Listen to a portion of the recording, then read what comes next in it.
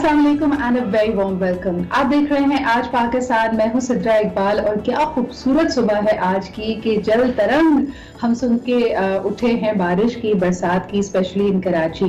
फजर के बाद से जी ये सिलसिला जारी है और मेरे ख्याल में दिन का आगाज जब इतने खूबसूरत मौसम से हो तो यकीनन लगने लगता है कि सब कुछ अच्छा ही होगा।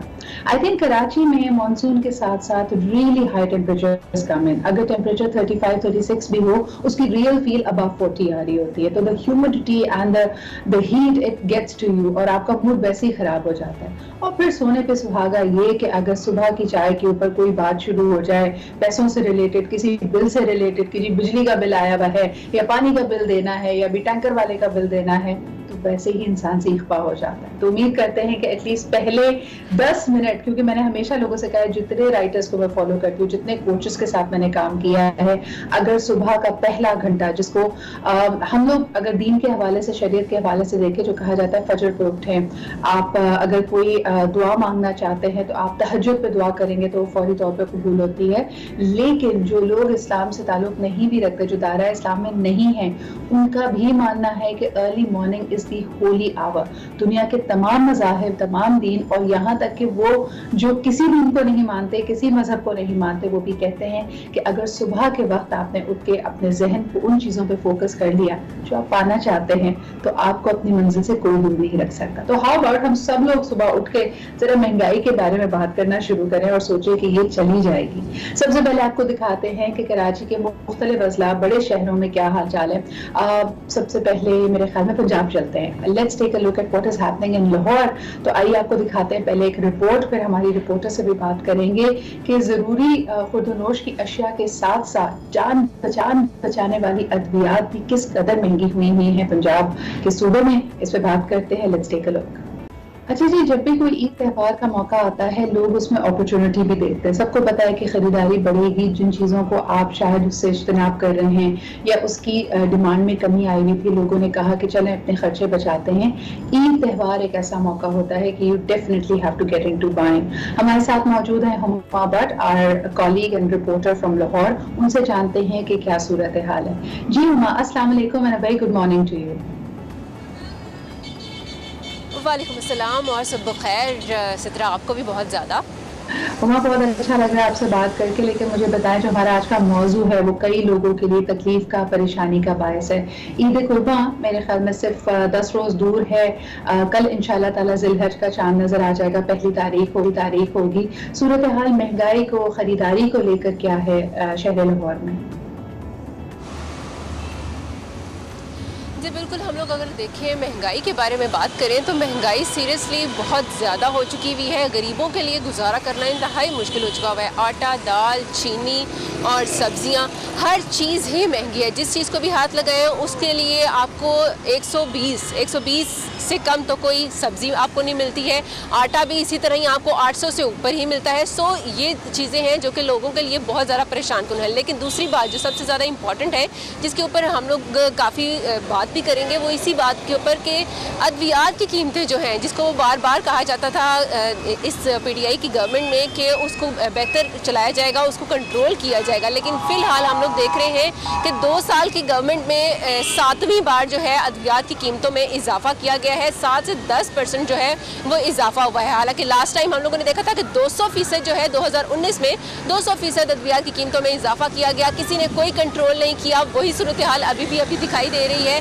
कोरोना की सूरत हाल है, 24 घंटे जो है स्मार्ट लॉकडाउन है और लॉकडाउन भी हुआ। कोरोना की सूरत हाल में 24 घंटे कहा गया कि मेडिकल स्टोर्स जो हैं वो खुले रहेंगे। लेकिन मेडिकल स्टोर्स पर जब अद्वियात आप खरीदने के लिए पहुंचते हैं, कोई भी दवाई आपको चाहिए तो वो आपको इतनी महंगी मिलती है कि उसके लिए आपके लिए जो घर का अखराजात है उनको कंट्रोल करना पड़ता है। उनके लिए खरीदना जो है वो काफ़ी मुश्किल हो चुका है। बताइएगा कि हम जैसे चीनी स्कैंडल के बारे में सुन रहे थे, जिसकी वजह से कहा जा रहा था कि होर्डर्स नहीं है, जो लोग जखीरा अंदोजी कर रहे हैं, ये एक बहुत बड़ी वजह है कीमतें बढ़ जाने की।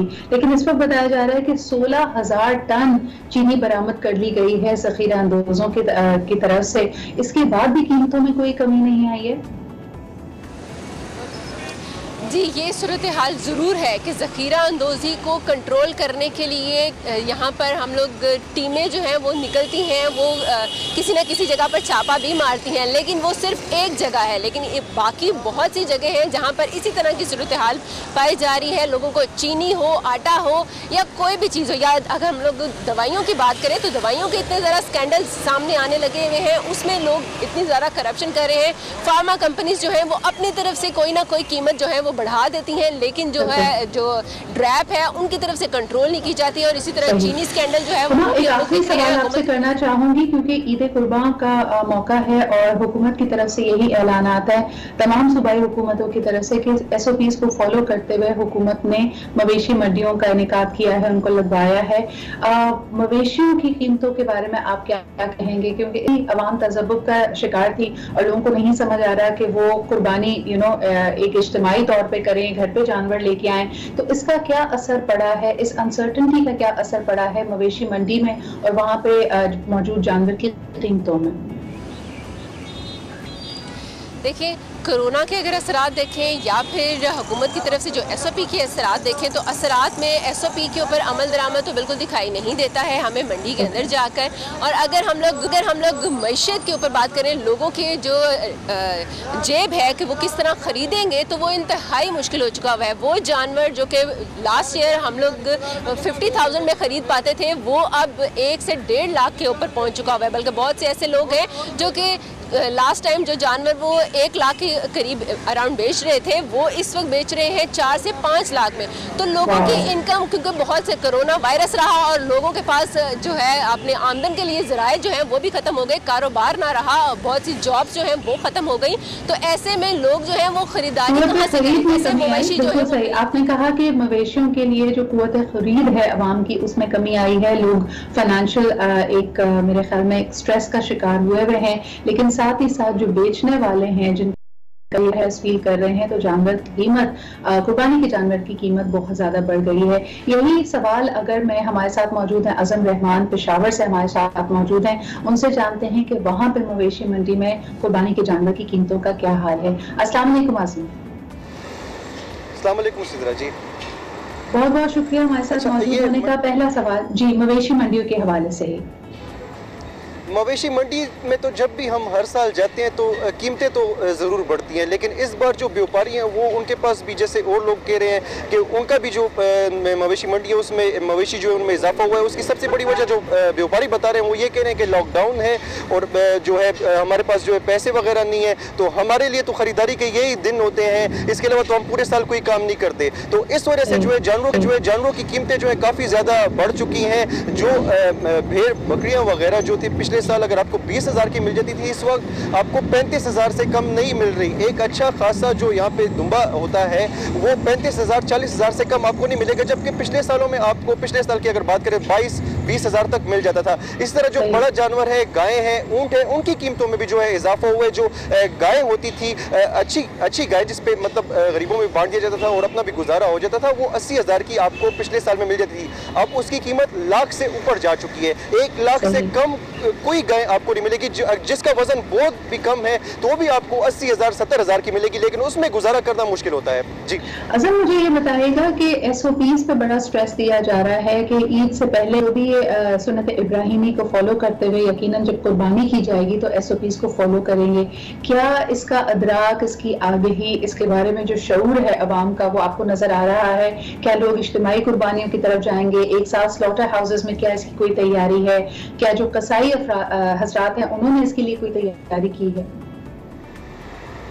जी, ये इस हवाले से मैं आपको ये बताऊं कि जो इधर 2 बड़ी मवेशी मंडियां होती हैं पेशावर में, वहाँ पे मंडियों के बाहर ये बैनर लगा दिया गया है कि आपने फेस मास्क ज़रूर पहनने हैं और इसके अलावा आपने समाजी फासलों का ख्याल रखना है, बच्चों का दाखिला ममनू है, बुजुर्गों का दाखिला ममनू है। लेकिन ग्राउंड पे मैं आपको बताऊं, मैंने कल ही विजिट किया है, ग्राउंड पे ऐसा होते हमें दिखाई नहीं दे रहा। ना वहाँ पे पुलिस का कोई एहलकार था, न ज़िले इंतज़ामिया का कोई एहलकार था।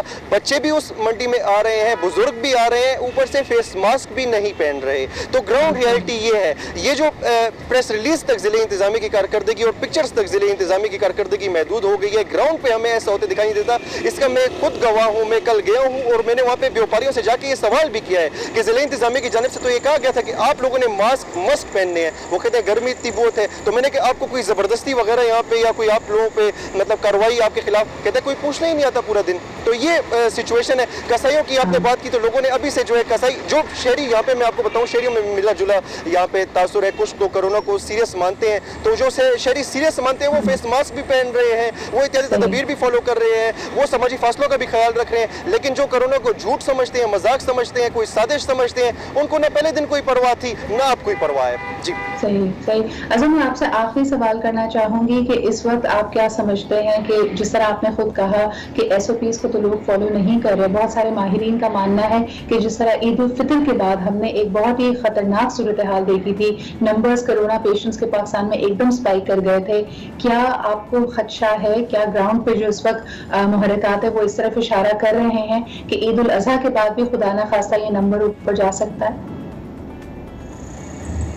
खुदा न खास्ता, अल्लाह कभी ना करे, लेकिन लग रहा ऐसा ही है। और आजकल मैं आपको बताऊं खैबर पख्तूनख्वा में डेथ का जो फिगर है वो काफ़ी कम हो गया है, जिसकी ज़राए के मुताबिक 2 रीज़न्स हैं। पहले डेथ का जो फिगर होता था वो 20, 22, 18 इस तरह, लेकिन आजकल जो फिगर आ रहा है 5, 3। इसकी सबसे बड़ी वजह ये ज़राए के मुताबिक कि टेस्टिंग कैपेसिटी यहाँ पे नहीं है और जो लोग हैं अब वो हॉस्पिटल्स जाने से जो है डर रहे हैं, हॉस्पिटल्स वगैरह नहीं जा रहे, क्योंकि यहाँ पे एक ये भी गलत फहमी है कि डॉक्टर कोई अस्पताल में पता नहीं क्या करते हैं तो यानी एक तो वो है कि हमें अपने रवैयों को बदलना पड़ेगा। बहुत बहुत शुक्रिया अज़म हमारे साथ मौजूद होने के लिए। और हमें लिए देखिए जी, खुदा न खासा अल्लाह ना करे कि हम वो दोबारा एक तरह से तारीख को दोहराता हुआ अपने आप को देखें और नंबर्स ऊपर चले जाए। हमारे पड़ोसी ममालिक में ही आप देख सकते हैं, इंडिया में आप देख सकते हैं कि किस कदर तेजी से नंबर बढ़ रहा है और एक एक दिन में 80,000 70,000 नए केसेस आ रहे हैं। तो हमें मेरे ख्याल में इसको अब डाउट से, खदशात से आगे निकल कर SOPs को फॉलो करने की जरूरत है। अल्हम्दुलिल्लाह इस वक्त पाकिस्तान में रिकवरी रेट ऊपर है, नए केसेस के आने की तादाद कम है, लेकिन हमने इसी रीत को, इसी ट्रेंड को बनाए रखना है। Let's all play our part in flattening the curve. एक छोटा सा ब्रेक लेते हैं, विल बी राइट बैक।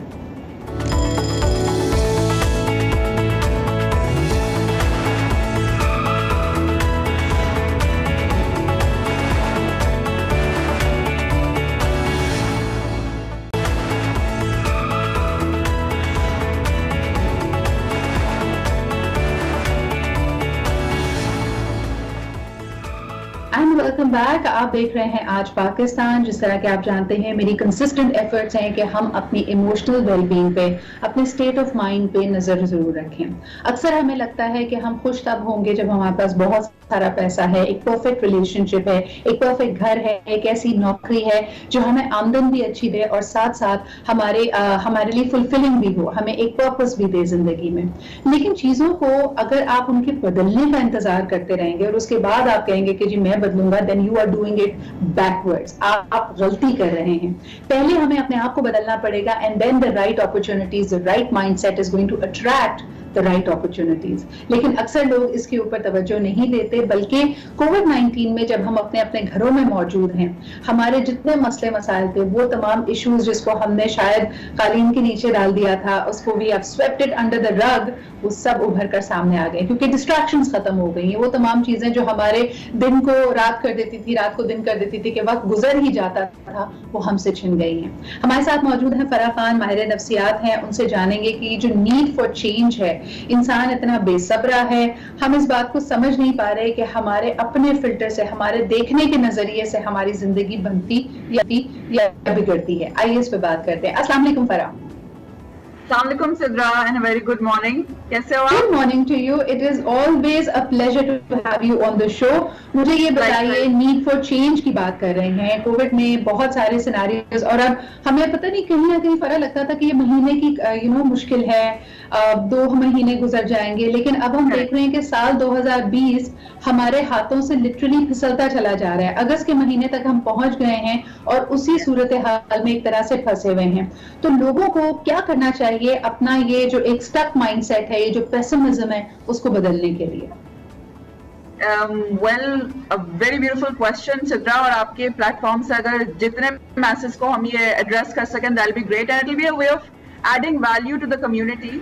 और इसके लिए मैं ये बोलूंगी, आप सिद्रा नोट करो कि जब इंसान का ये फितरी अमल होता है कि जब किसी भी मुश्किल में आता है तो वो आंखें बंद कर लेता है और वो समझता है कि प्रॉब्लम टल गई है, डिनायल में चला जाता है। And I think that's the easiest way to do and cope up with any challenge.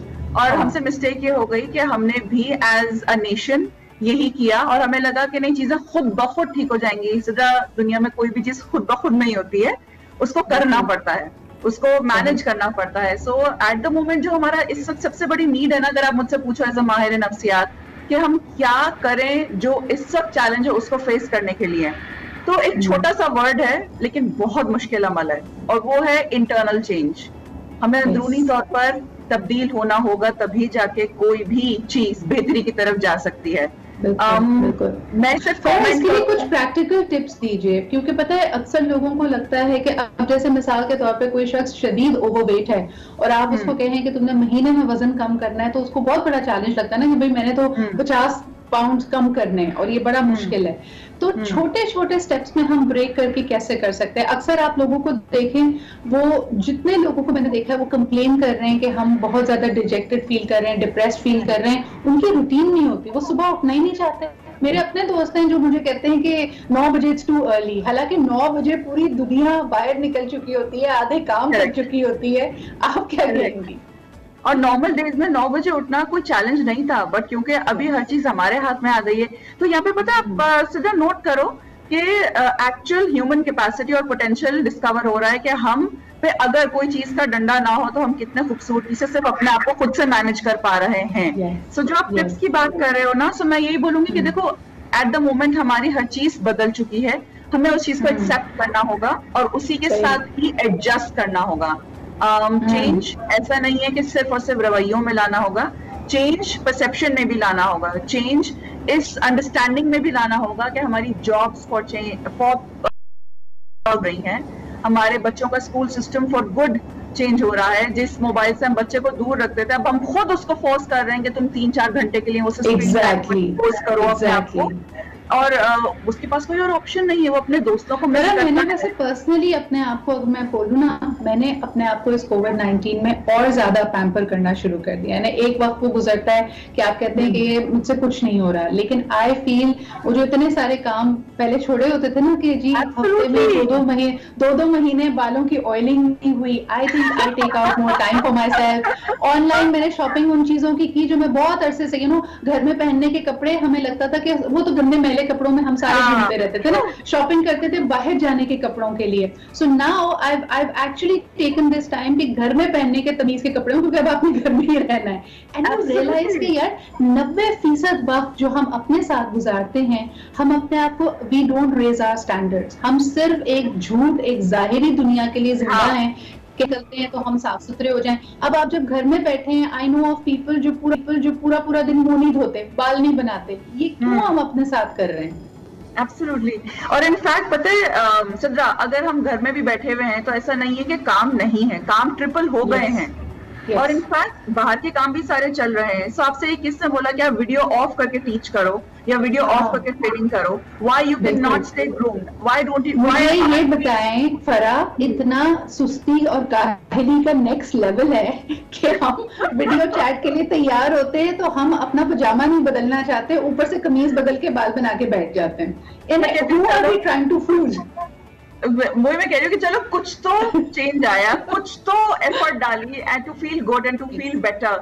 Because I tell you Sidra, पता नहीं आप अग्री करोगे कि कितना वक्त गुजर जाता था, हम दिन की रोशनी घर में देख ही नहीं पाते थे, हम दोपहर का खाना ही घर में नहीं खाते थे, बिल्कुल काम होता था। तो ये सारी चीजें ब्लेसिंग है। बहुत सारे काम ऐसे होंगे जो आपके प्लेटफॉर्म से मैं चाहूंगी टिप्स देना लोगों को कि प्लीज अंडरस्टैंड करो कि रिलेशनशिप्स आपस में चेंज हो गए, उनकी डिमांड्स आपस में चेंज हो गई हैं, बच्चों के साथ आपका इंटरेक्शन चेंज हो गया है, आपका घर का एनवायरनमेंट चेंज हो गया है, आपके ईटिंग हैबिट चेंज हो गए। तो दुनिया जब आपको पुश कर रही है, जब आपको नेचर पुश कर रही है चेंज होने के लिए, और उस वक्त अगर आप रेजिस्ट करोगे तो आप बहुत सारी चीजें पीछे छोड़ दोगे। फिर आप क्या बन जाओगे? एक मोबाइल बन जाओगे, वो वाला जो बटन्स वाला है, बट आप स्मार्टफोन नहीं बनना चाह रहे हो। Yes, absolutely.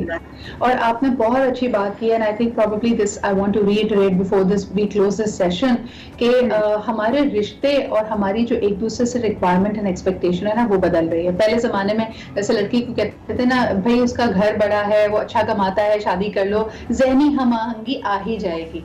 साल 2020 आपको सिखाता है कि रिलेशनशिप्स में कंपैटिबिलिटी कितनी अहम है। अब आपके पास कोई डिस्ट्रैक्शन नहीं है, ना आप बाहर निकल सकते, सोशलाइज नहीं कर सकते, तो उस शख्स के साथ आपका रिलेशनशिप होना, आपका एक जैसे सोच रखना, एक जैसी हॉबीज होना, एक दूसरे को सपोर्ट करना कितना अहम हो सकता है। So please pay heed to that, invest in your relationship. Thank you so much Farah for being here with us. एक छोटा सा ब्रेक लेते हैं and we thank you Farah. अल्लाह हाफिज। Let's take a break and we'll be right back.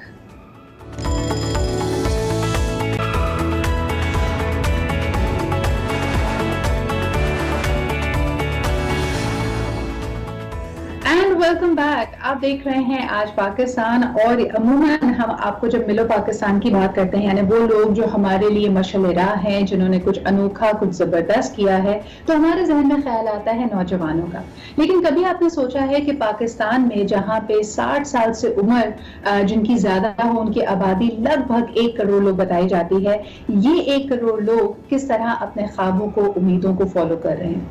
अगर हम समाजी रवैयों की तरफ देखें तो ऐसा लगता है कि हमने सिर्फ और सिर्फ इनको दुआएं करने और घर में हमें सपोर्ट करने, सलाह मशवरा देने तक इनका रोल मुहित कर दिया है।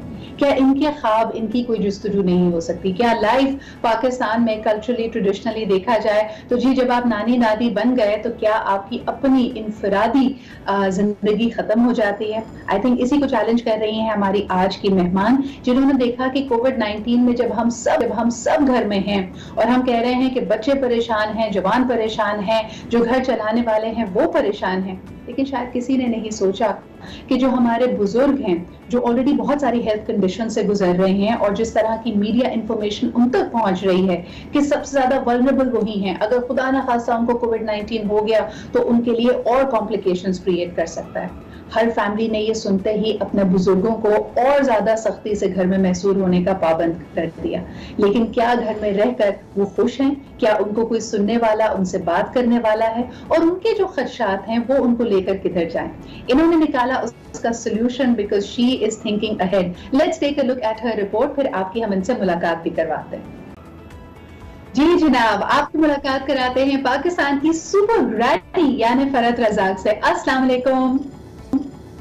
वालेकुम सलाम। थैंक यू बेटे, आपकी हौसला बहुत बहुत शुक्रिया। मुझे इतनी खुशी हुई है आपका YouTube चैनल के बारे में जानकर। आमतौर पे लोग कहते हैं कि जी SMS नहीं होता, कॉल नहीं होती, और हमें इंटरनेशनली तो बड़ी इस तरह की मिसालें मिलती हैं, और हम सो ग्लैड टू नो कि आपने सोचा। लेकिन मुझे बताएं, सबसे पहले आपने ये कैसे ख्याल आपको आया कि मुझे अपना YouTube चैनल चलाना चाहिए? ये कोविड-19 के लॉकडाउन में और उससे पहले थोड़ा मैं महसूस कर रही थी कि मुझ जैसी जो खवातीन हैं जो इस उम्र के मरहले से एंटर होती हैं, तो उनके लिए बड़ी महदूद सी जरिए हो जाते हैं। अब उस क्लास को हम छोड़ देते हैं जहाँ पे सब वसाइल मौजूद हैं, हम ब्रॉड कैनवस पे इसको देख रहे हैं, और जो खास तौर पे जो मिडिल क्लास है उसमें ये वसाइल बहुत ही कम मौजूद पाए जाते हैं। खास तौर पे खवातीन जो हैं वो डिपेंडेंट होती हैं अपने बच्चों पे, फिर अपने स्पाउसेस पे। तो जब कोविड-19 का लॉकडाउन शुरू हुआ तो उसमें मुझे खुद भी लोनलीनेस फील हुआ कि महदूद हो गया था, क्योंकि हम तो मुकम्मल लॉकडाउन में हैं। उसके बाद फिर जब बातचीत होती थी दोस्तों के साथ, रिश्तेदारों के साथ, तो महसूस हुआ कि कुछ लोग वाकई ही फ्रस्ट्रेशन का शिकार हो रहे हैं और बहुत ज्यादा लोनलीनेस फील कर रहे हैं। उसमें फिर हमने इसे कहा कि हम बेहतर है कि हम इसको जल्दी लॉन्च कर लेते हैं। अभी हालांकि इस पे हम वर्कआउट कर रहे थे कि इसमें क्या क्या लाया जा सकता है। सही। सबसे पहले तो ये है कि मुझे जी बताइए आप। खास तौर पे 4 ऐसे हैं एरियाज जिस पे हम थोड़ा वर्कआउट कर रहे हैं। एक जैसे अभी आपकी डॉक्टर जो फरहा थी, उन्होंने कहा कि नेचर हमें पुश कर रही है कि हम अपनी तब्दीलियां लाएं।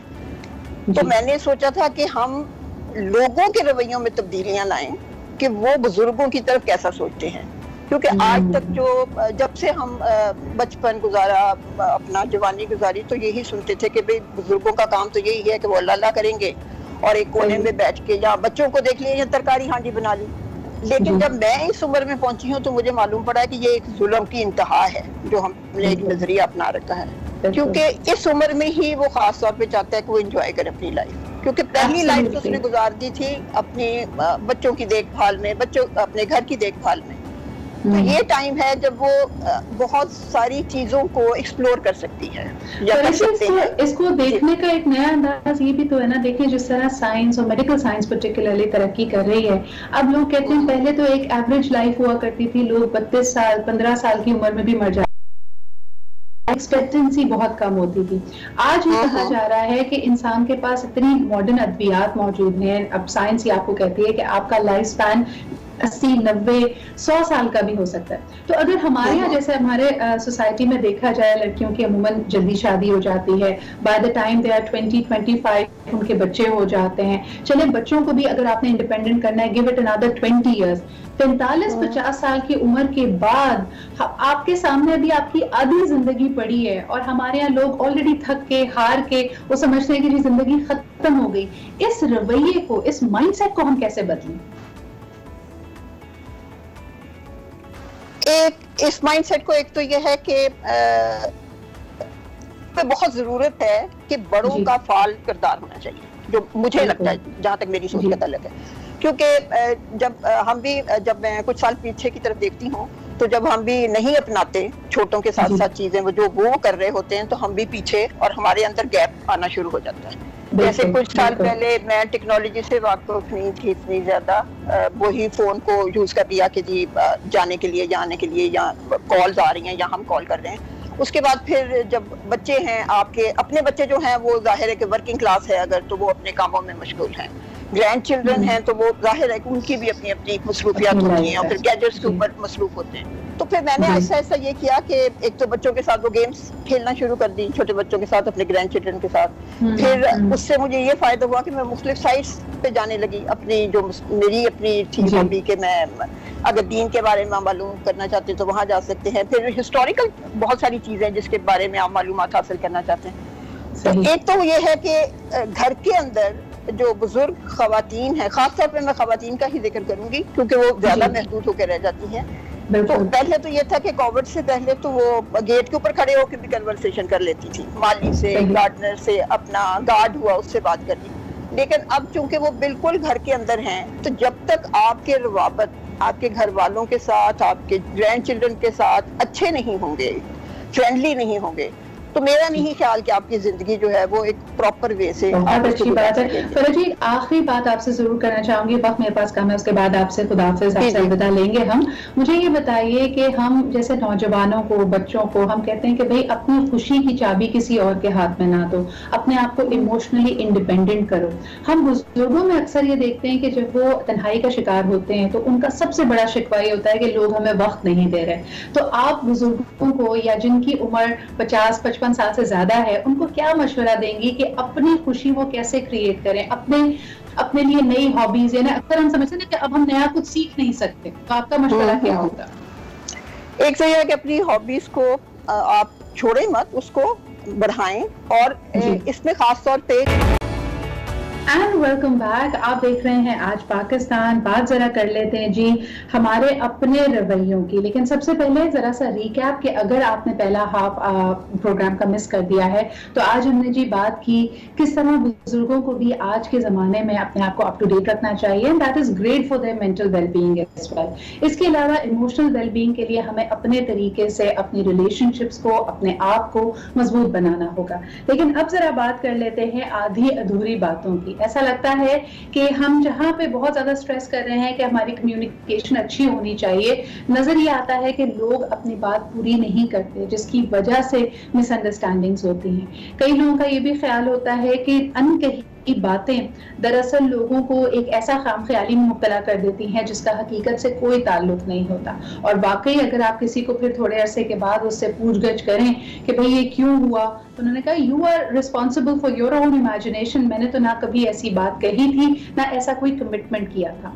तो अपने जहन में कोई भी खाका बनाने से पहले, कोई भी कमिटमेंट तस्वुर करने से पहले ये बहुत जरूरी है कि आप ओपन एंड क्लियर कम्युनिकेशन करें, ताकि आपकी तवक्कुआत भी अगले बंदे तक पहुंचे और आपको भी पता हो कि are you guys on the same page और नॉट।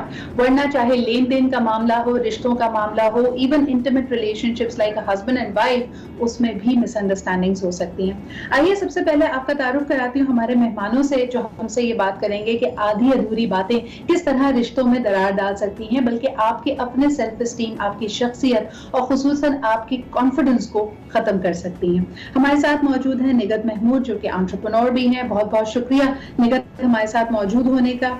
हमारे साथ हैं जी सिद्दीक अनवर साहब, सरवर साहब, जो कि राइटर हैं, रिसर्चर हैं और स्पीकर भी। बहुत बहुत शुक्रिया सिद्दीक साहब आपकी भी मौजूदगी का। निगत, अगर गुफ्तगू का आगाज आपसे करूं तो गलत फहमियाँ, खुश फहमियाँ क्या वाकई आधी अधूरी बातों की वजह से होती हैं, या कभी कभार हम खुद भी बेवकूफ़ बनना चाहते हैं? मेरे ख्याल से दोनों बातें आपकी सही हैं। कभी तो आधी अधूरी बातें, क्योंकि हमारी सिर्फ ये नहीं कि जो बात हम बोल रहे हैं वो आधी छोड़ देते हैं, लेकिन कुछ ऐसे हमारे रवैये बन गए एज ए नेशन। अगर देखा जाए, मैं आपको एक बहुत ही मुख्तसर सी बात सुनाती हूँ। पिछले दिनों मैंने यही चीज़ सोच के अपना फेसबुक पे एक सर्वे किया। मैंने एक पोस्ट लगाई कि देखती हूँ कि मेरे जो फ्रेंड्स हैं, जो मेरी फैमिली वाले हैं, वो हम लोग पूरी बात समझते हैं और फिर हम कमेंट करते हैं कि बस अब फौरन कमेंट करने में और किसी भी चीज़ करने में बहुत जल्दी कर देते हैं। आप यकीन कीजिए 99.9% लोगों ने, जो मेरे बहुत करीब भी थे, मेरे दोस्त भी थे और मेरे अपने भी, उन्होंने जो है तो बस ऊपर की 2-4 लाइनें पढ़ी और एज्यूम कर लिया और मुझे पूरा दिन मेरा फ़ोन में लग गया। तो मैं यही कहती हूँ कि हमें समझना है, हमें पूरी बात अगले की समझें कि अगला कहना क्या चाहता है, जिसकी वजह से बहुत ज़्यादा हमारे यहाँ जो है ना मुश्किलात कह लें या रिलेशंस में गैप कह लें, ये चीज़ें पड़े, चाहे वो हस्बैंड एंड वाइफ हो, चाहे वो माँ और बेटा हो, बहन भाई, एनी रिलेशन। तो हमेशा हमें ये याद रखना चाहिए कि हमारा जिंदगी को देखने का नजरिया हमारे अपने तजुर्बात, हमारी अपनी अपब्रिंगिंग, हमारी अपनी शख्सियत के हवाले से, लेकिन हो सकता है अगला बंदा is not on the same page. यानी अगर आप पाकिस्तान में ही देखें, बड़े बड़े कारोबार सिर्फ जबान की लेन देन पर हो जाते हैं, यानी लाखों करोड़ों एक्सचेंज होते हैं, उसकी कोई लिखत पढ़त नहीं होती, लेकिन जबान की इंटेग्रिटी होती है। लेकिन दूसरी तरफ आप बड़ी सोच विचार करके भी कोई सौदा करें तो पता चलता है कि फाइन प्रिंट में कुछ ऐसा था जो आपने मिस कर दिया। सिद्दीक साहब क्या कहेंगे, हमारे जो आपसी रिश्ते हैं जिसमें मोहब्बत है, रवादारी है, खुलूस है, क्या उसमें भी फाइन प्रिंट होता है जो हम कभी कभार मिस कर जाते हैं? जैसे कोई बैंकिंग का जब इश्तिहार चलता है तो कहते हैं ना शराइत और ज़वाबित लागू है इसके ऊपर, यानी अभी इसके ऊपर और मजीद चीजें हैं। ठीक है, हम आपको रिझाने के लिए कह रहे हैं कि आपको इतना मुनाफा मिलेगा, लेकिन उसके कोई ज़वाबित भी हैं, उसकी कुछ शराइत भी हैं। क्या रिश्तों में भी ये शराइत होती हैं? अस्सलाम वालेकुम जी सिद्रा, बिल्कुल आप ठीक कह रही हैं। जिस तरह से अभी निगत डिटेल में बता रही थी कि बहुत सारी बातें ऐसी होती हैं जिनको हम खुद से अज्यूम कर लेते हैं। हमारी जो अज्यूमिंग है वो आधी अधूरी बातों को जन्म देती है। हम अपने अंदर एक बात, किसी ने कुछ कहा, हम उसको कुछ अज्यूम करके बैठ जाते हैं कि हम अपनी मतलब का उसमें से सिर्फ जो है ना अपने काम का मतलब निकाल रहे होते हैं। तो ये सबसे बड़ा मसला इसके अंदर ये है कि जितने भी हमारे रिश्ते हैं, बहुत सारी बिजनेस हमारी डील्स ऐसी होती हैं जिसके अंदर बाद में हमें बहुत नुकसान उठाने पड़ते हैं, जिसमें असल बेसिक रीजन क्या है कि हम लोग खुद से अज्यूम कर लेते हैं यार उसने ये कहा होगा। तो जब हमारी अज्यूमिंग अपने पॉइंट ऑफ व्यू से होगी, हम नेक्स्ट की पूरी बात सुनते नहीं है। और सबसे बड़ी बात यह है कि हम उसमें से अपने मतलब का सिर्फ मतलब निकालते हैं, हमारे काम की उसमें क्या बात थी, अगले बंदे का प्रोस्पेक्ट क्या था। अगले पे हर वक्त हम ब्लेम नहीं दे सकते। कई दफा इसमें कहना चाहिए कि चालाकी का, दूसरे को बेवकूफ बनाने का, मैनिपुलेट करने का अंसर भी शामिल होता है। लेकिन एक बहुत कॉमन सी मिसाल आपको दूंगी, जैसे पाकिस्तान में जब अरेंज मैरिजेस रिश्ते होते हैं तो अक्सर लड़के वाले आकर ये कहते हैं कि भाई हमें तो आपकी सादगी बहुत पसंद है, हमें कुछ नहीं चाहिए, बच्ची को 2 जोड़ों में आप विदा कर दीजिए। लेकिन जब एक्चुअली शादी के करीब आने का वक्त आता है, जब कार्ड छप चुके होते हैं, जब लोगों को दावतनामे जा चुके होते हैं, उस वक्त फिर आहिस्ता आहिस्ता डिमांड शुरू होती हैं। अब इसमें आधी अधूरी बात की गई ना, इसमें तो अक्सर देखा जाता है कि कहीं ना कहीं एक आंसर शामिल है कि भाई अब तो ये फंस गए हैं, अब इनको हमारी तमाम डिमांड्स पूरी करनी पड़ेगी।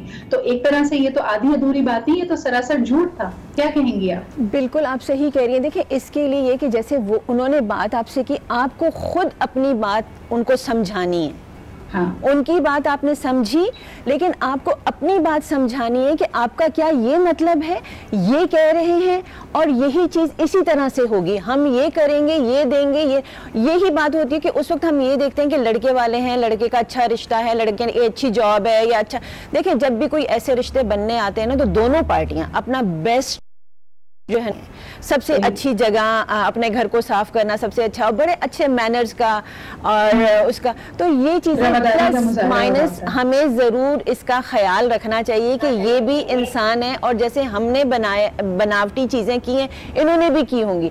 तो बातें शरायत पहले से, ये शरायत तो नहीं लेकिन कम्युनिकेशन कंप्लीट होना चाहिए। और एक्सपेक्टेशंस है ना निगर, यानी अगर आप कह देते हैं कि बच्ची को 2 जोड़ों में विदा कर दें और पेरेंट्स अपनी इस्तात के मुताबिक कुछ देते भी हैं जो कि उनकी तवक्कुआत तो पूरा नहीं उतरता, तो हो सकता है इस तरह कोई डिमांड ना की जाए, लेकिन पहला ही कोई झगड़ा हुआ, कोई घर में नाचाकी हुई तो बच्ची को ताना मिल जाता है कि तुम लेकर ही क्या आई थी अपने साथ। ये भी तो हमारे माशरे की हकीकत है ना। बिल्कुल आप सही कह रही हैं, लेकिन यहाँ पे बच्ची को बहुत सोच समझ के जो है बात करनी चाहिए, रिएक्ट करना चाहिए। और ऐसा वैसे कुछ जगहों पे हो रहा है, हमें अपनी बच्चियों को ऐसी एजुकेशन, ऐसा हुनर देना चाहिए कोई ये बात ना कह सके। वो इतनी मजबूत आधी अधूरी बातों की, क्योंकि ये बड़ा वास्ट टॉपिक है, मैं आप लोगों के सामने कई ऐसे सिचुएशंस रखती रहूंगी जो कि आधी अधूरी हैं। जैसे मिसाल के तौर पे ये अभी हमने बात की करके जब बच्ची के शादी ब्याह का मामला होता है, सिद्दीक साहब एक और बड़ा कॉमन मैंने देखा है कि पॉइंट आता है, आजकल बहुत सारी बच्चियां प्रोफेशनली फाल हैं, करियर में आगे बढ़ना चाहती हैं, अगर नहीं भी बढ़ना चाहती और उनकी कोई बहुत ज्यादा बड़े करियर एम्बिशंस नहीं भी हैं, तो उन्होंने पढ़ाई की है, लिखाई की है, अगर वो डॉक्टर बनी है, इंजीनियर बनी है, तो प्रोफेशनली कुछ करना चाहती हैं। शादी ब्याह के मामलात में फौरी तौर पे कहा जाता है कि हाँ जी, और लड़का भी उस वक्त बड़े वादे करता है कि मैं तुम्हें हर हालत में सपोर्ट करूंगा, लेकिन ये सपोर्ट भी आधी अधूरी बात होती है, क्योंकि जब एक्चुअली काम का वक्त आता है, जब पता चलता है कि जी हो सकता है काम के सिलसिले में ट्रैवल करना पड़े या फिर इसको 8-9 घंटे की नौकरी करनी पड़े, या हो सकता है अगर डॉक्टर है तो लेट नाइट इसकी इमरजेंसी शिफ्ट भी लग जाए, तब वो सपोर्ट खत्म हो जाती है। क्या कहेंगे आप? जी सिद्रा, देखें जैसे अभी निगत ने बात की और आप बात कर रही थी, पहले मैं उस बेसिक पॉइंट पे जाऊंगा। जब हम बात करते हैं, 2 खानदान जब बैठते हैं तो बीच में यकीनन कोई ना कोई थर्ड पर्सन होता है जो अधूरी बात ट्रांसफर कर रहा होता है दोनों तरफ। उस बात को हमें समझना चाहिए कि क्या वो पूरा कन्वे कर रहा है मैसेज, चाहे वो लड़की वालों की तरफ से हो चाहे लड़के वालों की तरफ से हो, तो क्या वो मैसेज पूरी तरह कन्वे हुआ है दोनों पार्टीज को। उसके अंदर आधी अधूरी बात होती है, जिसकी वजह से ये होता है कि 2 कपड़ों में या 2 जोड़ों में हम एक्सेप्ट कर लेंगे, कबूल कर लेंगे। तो हमें सबसे पहले उस चीज को देखना होगा कि जो बीच में बात दोनों तरफ चला रहा है, क्या वो मैरिज ब्यूरो है या कोई जानने वाला है या कोई भी बीच में थर्ड पर्सन है, तो क्या वो पूरी बात दोनों पार्टीज को कन्वे कर रहा है।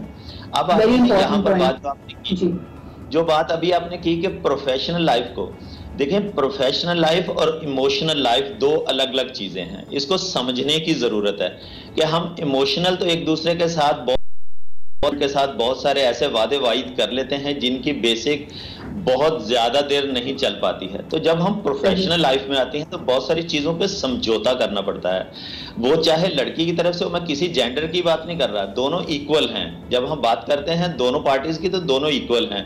चाहे कि वो उठ के जी शहर तब्दील कर ले, मुल्क तब्दील कर ले, तो हमारे माशरे में यह समझा जाता है कि लड़की तो हर हालत में उसको प्रोफेशनली सपोर्ट करेगी, चाहे उसको तंग घर में रहना पड़े, बड़ी जगह पे रहना पड़े, जो भी सहूलियात हो उसके पास।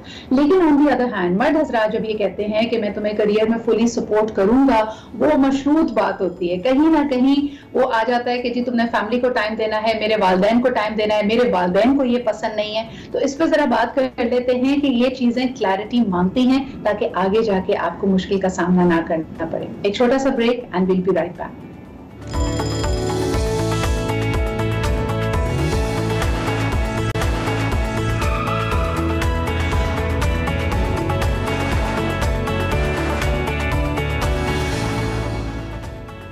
Welcome back back after the break. बात हो रही है जी आधी अधूरी बातों की, बल्कि उन बातों की जो काफी क्रिप्टिक होती हैं। क्रिप्टिक का मुराद है कि जी जो गोलमोल होती हैं, जिसमें बड़ी क्लैरिटी नहीं होती, लेकिन इट्स ओपन टू इंटरप्रिटेशन।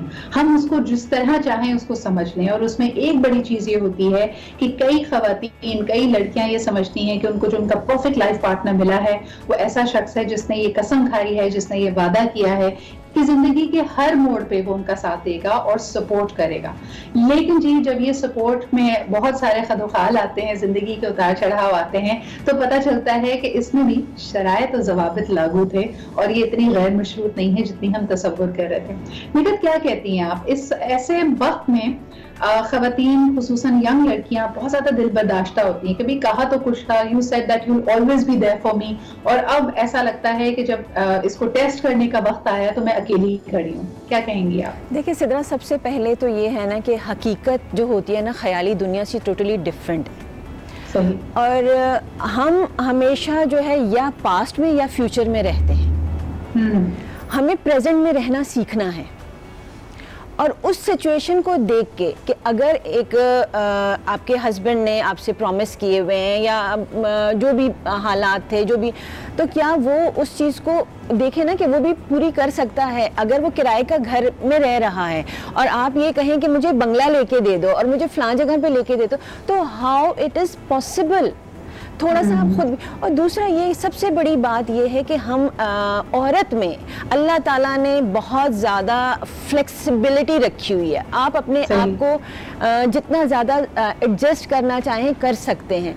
तो हम सबसे पहली बात मैं आपको सिद्रा ये कहूँगी कि पता है क्या, हमारे यहाँ औरत जो है ना बहुत जल्दी अपने आप को ख्याली दुनिया में ही रखती है। तुमने मेरे लिए ये कहा था, ये नहीं किया, लेकिन ये तो देखो कि उस बेचारे ने भी, उसने जो प्रॉमिस की, अब किसी को नहीं था पता कि दुनिया इस तरह से बदल जाएगी बिकॉज ऑफ एक तरह से निकट इस तरह तो हम बिल्कुल मुबर्रा भी तो नहीं कर सकते ना। हमारे इर्द गिर्द भी ऐसे लोग होंगे जो उनकी जिम्मेदारियां हैं शादी के बाद उसको नहीं निभा रहे हैं। यानी अगर पहले यंग एज में किसी को मोहब्बत हो गई, उस वक्त वो लड़का प्रोफेशनली बहुत ज्यादा साउंड नहीं था, लेकिन एक उम्मीद थी, कहा कि ठीक है जी शादी हो जाएगी, नौकरी ढूंढ लूंगा, पसंदीदगी की वजह से पुश होके हो भी गई। लेकिन अगर वो वही लाओबाली तबीयत रखे और अपने आप में कोई बदलाव नहीं ला रहा हो, तब लड़की क्या करे? देखिए बहुत रेयर केसेस होते हैं। पहले तो ये है कि ये इतनी जल्दी का और पसंद की बात कर लेना, और अब भी लड़का सेटल नहीं है, वो जो है तो मैच्योर नहीं है, अब शादी में इतनी जल्दी क्यों? थोड़ा सा आप लोग जो पेरेंट्स हैं बच्चों को समझाएं, जब तक लड़का अपने पाँव पे, वो हमारे बुजुर्ग ये कहते थे कि भाई लड़का इस काबिल तो हो जाए कि लड़की तो सुर्खी पाउडर तो उसको लाके दे सके। तो आई मीन अगर वो कुछ कर ही नहीं सकता तो हाउ आपने शादी कोई खेल नहीं है। बात को मजीद कंटिन्यू करेंगे, कॉलर भी हमारे साथ हैं, उनका भी इस पे राय जान लेते हैं। हेलो, अस्सलाम वालेकुम। जी आपकी आवाज बहुत कम आ रही है। PCR can you please manage इनकी वॉल्यूम? जी आवाज। हेलो जी, अब आ रही है, फरमाइए। वालेकुम अस्सलाम। जी ये आपका है मौजूद, आज हमें मसाइल जी जी। असल में ये बात आपकी हकीकत है, आपके अक्सर प्रोग्राम में देखता हूँ, बहुत अच्छे मौजू पे होते हैं, लोगों की गाइडनेस क्या है आपकी ना आज। मैं चाहता हूँ ऐसे प्रोग्राम आप रोज लगाएं। बहुत शुक्रिया सर। मुझे बताइए कि आज के मौजू पे आप क्या कहेंगे? हम कह रहे हैं आधी अधूरी बातें और उसकी बड़ी कॉमन एग्जांपल्स ले रहे हैं। मर्द हज़रात कहते हैं अपनी बीवी को, मंगेतर को शादी से पहले कि जी हम आपको हर हालत में सपोर्ट करेंगे, सपोर्ट कर नहीं पाते। लड़के वाले कहते हैं कि दो जोड़ों में ब्याह दें जी, हमें कुछ नहीं चाहिए, लेकिन फिर बच्ची को सारी जिंदगी ताने देते हैं कि तुम कुछ लाए नहीं। तो जो डिमांड है, जो आपके दिल में है, लोग क्लियरली कह क्यों नहीं देते हमारे? असल में लोग यहाँ हमारे माशरे में 90% लोग झूठ बोलते हैं रिश्ता करते, पहले कुछ बताते हैं बाद में कुछ होते हैं। अक्सर जरा सी बात से लोग अपने आप को बढ़ा चढ़ा के पेश करते हैं, जब उन्हें देखा जाता है तो वो ऐसे नहीं होते। फिर इंसान सोचता है गलती करता है इंसान। अक्सर रिश्तों में होता है ना, बच्चों के रिश्ते करता है इंसान। तो जो लड़के वाले हैं वो लड़की के बारे में इतना कुछ बता देते हैं कि इंसान एकदम थोड़ा सा सोचता है यार इतना अच्छा रिश्ता क्यों ना करते। जब जरा सी बात होती है उसके बाद जब उन्हें परखा जाता है तो वो बिल्कुल से मुखालफ होती है, उन हर बात पे झूठ बोला जाता है, तो इस माशरे में मियां बीवी की आपस में इख्तलाफ पैदा हो जाता है। बिल्कुल सही कह रहे हैं। तो सर इसका हल क्या है? मुझे लगता है कि जब हम झूठ बोलते हैं तो हम किसी ना किसी अपने हिस्से को या अपनी सोच को छुपा रहे होते हैं जिसपे हम खुश, लेकिन हम उस पे कायम है और वही हमारी हकीकत है, तो लोगों पे उसको हमें अया नहीं कर देना चाहिए। बात सही है आपकी, लेकिन यहाँ लोग झूठ बोलते हैं। मैं नहीं कह सकता, अक्सर हमें शर्मिंदगी होती है, हम सच बोलते हैं तो लोग झूठ बोल देते हैं। आगे से सिर्फ इंसान सोचता है कि किस माशरे में रहते हैं। बिल्कुल सही, बहुत बहुत शुक्रिया सर कॉल करने का, बड़ी अहम बात है। अच्छा जी, अभी तक तो हमने लड़के वालों की बात की, शादी में अनकंडीशनल सपोर्ट की बात की, जब हस्बैंड कहते हैं कि अब आपको सपोर्ट करेंगे। अब जरा पसंदीदगी पे भी बात कर लेते हैं। कई दफा लोग बड़े जोशो खरोश में एक दूसरे से पसंदीदगी का इजहार तो कर देते हैं, ये तो कह देते हैं कि आप मुझे बहुत पसंद हैं, लेकिन फिर अगला शख्स खुद ही शेख चिल्ली के और ख्याली पुलाव बना के और महल बना लेता है, लेकिन बाद में पता चलता है जी पसंदीदगी की बात की थी, ये नहीं कहा था कि आपसे शादी करेंगे या आपसे शादी करने में इंटरेस्टेड हैं। इस पर जरा बात करते हैं एक छोटे से ब्रेक के बाद।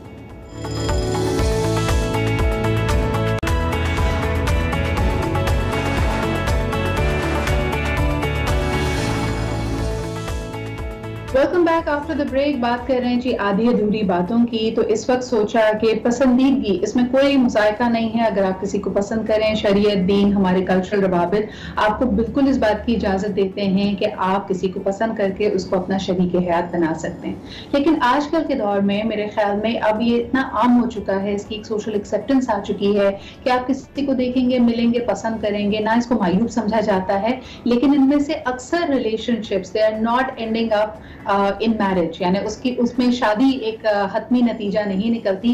कई रिलेशनशिप्स वैसे ही खत्म हो जाते हैं और इसमें अक्सर ये बात देखने में आई है कि लोगों के बीच में जो मिसअंडरस्टैंडिंग होती है वो ये कि जी पसंदीदगी है, इमोशंस हैं, जज्बात हैं आपकी तरफ, लेकिन कभी ये नहीं कहा था कि आपसे शादी करेंगे। सिद्दीक साहब, ये अक्सर लड़कियों का शिकवा होता है कि मर्द हजरात या लड़के कुछ अरसे तो आपकी दोस्ती होती है, सलाम दुआ होती है, अच्छी अंडरस्टैंडिंग होती है, लेकिन फिर आखिर में ये कह दिया जाता है कि नहीं जी शादी मैं घर वालों की पसंद से करूंगा, शादी का वादा नहीं किया था। इस आधी अधूरी बात के बारे में आप क्या कहेंगे?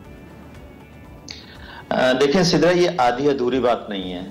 ये जब दोनों की एक अंडरस्टैंडिंग, मतलब दोनों ने आपस में जब कोई कमिटमेंट्स, कुछ इस तरह की चीजें की हैं, तो वो यकीनन आधी अधूरी बात नहीं है, ये चीटिंग है। अगर कोई किसी के साथ इन्वॉल्व है और वो उसको इस लेवल तक लेके आ गया, अगर फिर उसके बाद वो उसको डिनाई करता है, तो वो यकीनन ये चीटिंग के जुमरे में आता है। ये आधी अधूरी बात नहीं है। आधी अधूरी बात वो है कि जब हम अपनी लाइफ का रिमोट कंट्रोल किसी दूसरे के हाथ में दे देते हैं। कोई मेरा लाइफ पार्टनर हो, चाहे मेरा बिजनेस पार्टनर हो, चाहे मेरा कोई फैमिली रिलेशन हो, जब वो कोई बात करता है तो मैं उसका दूसरों के प्रोस्पेक्ट के हिसाब से, दूसरों के एस्पेक्ट के हिसाब से उसको देखता हूं कि ये क्या कर रहा है, दूसरे इसके बारे में क्या रिएक्शन दे रहे हैं। मैं अपने नजर से नहीं देख रहा कि उसने मेरे फायदे की बात की है, मेरे नुकसान की बात की है। मैं सिर्फ एक मुआशरे में जिंदा रहने के लिए जब उसको परखता हूं तो यकीनन उसमें जो है ना वो फिर तलखियां और वो रिश्ते जो है ना वो। लेकिन देखिए, जो आप जवाज की बात करें, अगर मैं पर्टिकुलरली सिद्दीक साहब इसी सिचुएशन की बात करूं तो उसमें कहा तो यही जाता है कि देखिए जी इरादा भी था, पसंदीदगी भी थी मैं, और लेकिन थ्रू आउट द रिलेशनशिप आप अगले से बातचीत भी उसी अंदाज में कर रहे हैं, उस पर अगर पाबंदी लगा रहे हैं तो उसी अंदाज में कर रहे हैं। अगर इजहार कर रहे हैं कि जी मैं तुम्हारे मामले में बड़ा पोजेसिव हूं, तब भी आप यही इजहार कर रहे हैं कि आप उसको अपने शरीके हयात के रूप में देख रहे हैं। लेकिन जब एक्चुअली उसको उस पर कॉन्क्रीट कोई एक्शन लेने की बात आती है तो कहा जाता है नहीं जी मेरा इरादा तो था, लेकिन इस बात पे मशरूत था कि मेरे घर वाले मान जाते, और घर वाले माने नहीं है। तो अब आप इसको आधी अधूरी बात एक तरह से कहेंगे ना? नहीं सिद्रा, इसमें यह है कि जब अगर आप सिंसियर हैं, आप अपने दिल से, हार्ट से सिंसियर हैं, तो यकीनन अल्लाह ताला रास्ते बनाता है। अगर आप उसमें सिंसियर नहीं हैं तो यकीनन उसके अंदर कोई ना कोई मसले मसाइल पैदा होंगे। अगर आपको ये था तो आप पहले अपने घर वालों से बात करते, बिल्कुल बहाना है। अगर आप ये कहते हैं कि मेरे घर वाले नहीं मान रहे या कोई इस तरह के मसले हैं, तो पहले घर वालों को आपने लेना चाहिए। अब आप देखते हैं कि एक डॉक्टर है, जब आप उसको लेके आ रहे हैं घर में, तो आप क्या ये सोचते समझते हैं पहले उस पर पाबंदियां लगाएंगे कि वो चूल्हा झोंकेगी आपके घर का आके? Not possible. आपको ये पहले सोचना चाहिए कि मेरे घर वालों की या मेरे पेरेंट्स की रिक्वायरमेंट क्या है। क्या आप घर के लिए खादमा ला रहे हैं या आप अपने घर के लिए एक मलका लेके आ रहे हैं? तो जब आप मलका लेके आएंगे तो यकीनन आप उसको वो सारी फैसिलिटीज देने की कोशिश करेंगे और अल्लाह ताला उसके लिए रास्ते भी बनाएगा। ये आदि इसमें एक बहुत बड़ा क्लॉज ये होता है कि दोनों पार्टीज, यानी जब रिलेशनशिप में ऐसे रेड फ्लैग्स नजर आ रहे होते हैं कि जहनी हमाहंगी नहीं है, लाइफस्टाइल में कंपैटिबिलिटी नहीं है, आपके घर का माहौल और हमारे घर का माहौल बहुत फर्क है, तो वहां पे मेरे ख्याल में कहीं ना कहीं जज्बाती होके दोनों पार्टीज ये सोच रही होती हैं कि मेरी मोहब्बत में ये बदल जाएगी या उसकी मोहब्बत में वो समझता है कि मैं बदल जाऊंगा। तो ये जो बदलने बदलाने का सीन है जो हो नहीं पाता, ये भी तो आधी अधूरी बात है, ये भी तो खाम ख्याली है हमारी, आधी अधूरी बात। जी क्या जैसे पहले हमने बात कही कि देखें इमोशनल लाइफ और प्रोफेशनल लाइफ में बहुत फर्क है। सही, इमोशनली तो आप किसी के साथ अच्छा यही पॉइंट आपने बहुत सारे बात जरूर कर लेंगे। हाँ जी, इस पॉइंट को मैं निगत के पास आना चाहूंगी। निगत, आप क्या कहेंगी इस सिचुएशन में? देखिए सिद्रा, सबसे पहली बात तो ये है ना कि आप लोग जो भी दोनों पार्टीज हैं, दोनों उनको ये चीज़ को समझना चाहिए कि हकीकत, मैंने पहले भी कहा कि हकीकत डिफरेंट होती है। और आप जैसे इन्होंने बहुत अच्छी बात की कि जो अगर डॉक्टर लेके आ रहे हैं तो कोई आप खादमा नहीं ला रहे, लेकिन हमें बच्चियों को भी ये भी समझाना चाहिए कि बेशक जॉब सब कुछ है लेकिन घर को भी तो संभालना है, मिल के करना है, ठीक है। तरबियत अपने बेटों की भी और बेटियों की भी ऐसी करनी कि वो बेहतर तरीके से हर रिश्ते को लेके चले। लेकिन इस वाले इशू पे भी आपका कमेंट चाहूंगी, जहां आपने कहा कि कोर्टशिप है, पसंदीदगी है, लेकिन फिर आखिर में कहा जाता है जी शादी इस बात पे मशरूत थी कि घर वाले मान जाते, जो कि बहुत खुल के बात पहले नहीं की जाती, आगे जाके आधी बात को मुकम्मल किया जाता है। उस पे आप क्या कहेंगे? देखिए मैं ये कहूंगी अगर ऐसे ममाज बॉय हैं ना तो उनसे तो शादी ना करना ही बेहतर है। जो अपनी लाइफ में ये डिसीजन अपनी माँ, अगर अपनी माँ को वो नहीं जो है तो कायल कर सकते तो उनको ये इख्तियार ही नहीं है कि वो किसी लड़की से प्यार करे या उसको उम्मीद दिलाए कि मैं तुम्हें अपनी जिंदगी का पार्टनर बनाए। लड़कियों को बहुत ज्यादा समझदार होना चाहिए और लड़कियों को ये डिसीजन पहले पता चल जाता है, ठीक है, पता चल जाता है। और मैं ये कहूंगी कि इतना आगे नहीं बढ़ना चाहिए जब तक फैमिलीज इन्वॉल्व ना हो। अगर आपने कोई रिश्ता ऐसा बनाया, जैसे अंग्रेजी में एक मकूला है और मैं उसको बहुत ज्यादा स्ट्रेस करती हूँ अपनी तमाम माइंडफुलनेस एंड इस तरह की क्लासेस में कि when your heart is hungry you eat lies, यानी जब आपका दिल, आपके जज्बात, एक तशनगी होती है उसमें, तो आप झूठ का सैराब भी उसको आप एक्सेप्ट करने में कोई मुजायका नहीं रखते। आपको एक उम्मीद होती है कि नहीं जी चीजें बदल जाएंगी। लेकिन एक और बात बताइएगा निगर जी कि अब अनफॉर्चुनेटली हमारे माशरे में भी इस नहज पे हम पहुंच चुके हैं कि मल्टीपल डेटिंग सीन होता है, यानी एक खातून ये समझ रही है कि ये शख्स अगर मुझे पसंद कर रहा है तो ये सिर्फ और सिर्फ मेरे साथ इन्वॉल्व है, लेकिन पता ये चलता है कि वो एक वक्त में कई गर्लफ्रेंड्स को रखे हुए है और किसी के साथ भी सीरियस नहीं है और सबको आधी अधूरी बातें कर रहा है। ऐसे लोगों के लिए आप क्या कहेंगे? देखिए सिद्रा, सबसे पहली बात तो ये है ना कि हमें अपनी तरफ भी देखना चाहिए। जब हमारी शादी होती है किसी भी लड़की की तो हम लोग ये नहीं देखते कि जो मेरा लाइफ पार्टनर है मुझे उसने इतनी इज्जत से घर में बिठा के मुझे सब कुछ दे रहा है। आखिर वो जब जॉब पे जाता है और वापस आता है तो मेरा जो फर्ज है, मेरी जो कमिटमेंट है, जो मैंने कहा था कि मैं भी आपको खुश रखूंगी, क्या मैं वो पूरी करती हूँ? सही। जब लड़कियां जो है सिर्फ डिमांडिंग, आपने तो ये प्रॉमिस किया था, आपने ये किया था, मुझे यूं घुमाएंगे, ये भी तो देखो कि वो कर सकता है। वो बाहर से लड़ भिड़ के या जॉब की जो क्राइसिस है उससे घर पे आता है कि मैं घर जाऊंगा मुझे सुकून मिलेगा। जब आप अपने घर का सुकून खुद खराब करेंगी, आते ही आप उनसे जो है बहस करना शुरू कर देंगी। वही बात आप कीजिए, जरूर कीजिए, लेकिन जब भी कोई बाहर से आता है, हमारा कोई मेहमान भी आता है तो हम उनकी खातिर तवाज़ा करते हैं, फिर उसके बाद बातचीत, यानी पहले अगले को समझने की थोड़ा सा उसको मौका तो दें। जो आपके जहन में जंग चल रही है, जो पूरा दिन से आप जहन में बहस करती आई हैं, ऐसा ना हो कि अगला बंदा बस घर में एंटर हो और उसको आप दोबारा करने लगे। और आपके जो सवाल मैंने निगत से किया था उस पर आपका भी कमेंट चाहूंगी बिफोर क्लोजिंग द शो। अगर कोई शख्स मल्टीपल लोगों के साथ इन्वॉल्व है, खवातीन के साथ इन्वॉल्व है और सारों को ये कह रहा है कि जी मैं तो बस शादी के लिए बिल्कुल तैयार हूँ, गिविंग द इम्प्रेशन कि शायद वो उनको अपने शरीके हयात के तौर पर कंसिडर कर रहा है, लेकिन पता ये चलता है ये आधी अधूरी बात दरअसल लारा लप्पा होती है, तो आप क्या कहेंगे उनको? जी सिद्रा, इसमें देखें दो चीजें हैं। इसमें आधी अधूरी बात नहीं है, ये बेसिकली फ्लर्ट है। फ्लर्ट में और आधी अधूरी बात में बहुत फर्क है। हमें इसमें हमें फर्क करना होगा। हर उस लड़की को भी समझना चाहिए, लड़की की सिक्स सेंस बहुत ज्यादा तेज होती है, उसको पता चल जाता है कि ये किस सेंस में बात की जा रही है। इसके इसके बेसिक पर्पस क्या है, इसके पीछे माइंड में थॉट्स क्या हैं, तो वो उस चीज को लड़की जितना अच्छे तरीके से समझ सकती है, शायद मेल उतने अच्छे तरीके से उसको नहीं समझ सकता। तो उसको बहुत अच्छी समझ आ रही होती है कि ये क्या सिर्फ मुझे ही कहा जा रहा है, और वो अक्सर इन बातों को जो है ना वो लड़की समझ रही होती है। उसके बावजूद भी अगर वो बेवकूफ बनती है तो फिर देखें इसमें किसी का कोई कसूर नहीं है, हम खुद अपने आप को फिर धोखा दे रहे हो। सही सही। और हमें हर जगह पे हम अपने औरतों को, हम औरतें मजलूम हम बहुत ज्यादा बनते हैं। सॉरी सिद्रा, बट ये होता है। मजलूम बनना नहीं चाहिए, मजलूम होना नहीं चाहिए, उसको मुआशरे में पूरा रोल प्ले करना है, क्योंकि उसने मुआशरे को वो आगे आने वाली नस्ल देनी है जिसने इस मुल्क को या इस दुनिया को आगे लेके चलना है। इन अदर वर्ड्स, जब हम कहते हैं कि कोई आपके साथ अगर फ्लर्ट कर रहा है, कोई आपसे डामाडोल बात कर रहा है, कॉन्क्रीट आपको आंसर्स नहीं दे रहा, तो वक्त जाया करने के बजाय या उसको बेनिफिट ऑफ डाउट देने के बजाय रेज योर स्टैंडर्ड। ये मेरी एक कोच हमेशा कहती है, और एनास्टेशिया उनका नाम है, और उनका कहना यह है कि हम अपने आप को, हम दूसरों को सिखाते हैं कि हमारे साथ कैसा ट्रीटमेंट करना है। तो कोई गोल मोल बात करे, आधी अधूरी बात करे, जिससे आपको खुद समझ आ रहा हो कि यार इस बात में तो कोई वजन ही नहीं है, तो वर्ड सैलेड है। इसको अंग्रेजी में कहते हैं कि एक लफ्ज इधर एक उधर घुमा फिरा कर बात कर रहे हैं, लेकिन उसका नतीजा कुछ नहीं निकल रहा। तो I think people need to show guts, अपने स्टैंडर्ड्स को रेज करें, खुसूसन लड़की वाले। शादी के वक्त आप अपने आप को ये ना समझें कि जी अगले जो हैं, यानी जो लड़के वाले हैं वो चूजिंग पोजीशन में हैं, उन्होंने फैसला करना है। फैसला करने का इख्तियार उतना ही आपका भी है, और therefore you need to also set the tone. So बहुत बहुत शुक्रिया सिद्दीक साहब, निका साहिबा हमारे साथ मौजूद होने के लिए। बड़ी प्रोडक्टिव डिस्कशन आज की रही, और उम्मीद करते हैं कि इसकी वजह से हम सब में ये शऊर बेदार होगा कि हमारी अपनी जिम्मेदारी है लफ्ज के साथ। लफ्ज, अल्लाह ताला ने कहा है कि ये एक अहद की तरह, यानी किसी को आपने कोई बात कह दी तो अपने लफ्ज की, अपने कॉल की हमें खुद कदर बनानी है। इसी के साथ मुझे इजाजत दीजिए, कल आपसे फिर मुलाकात होगी। खुदा हाफिज।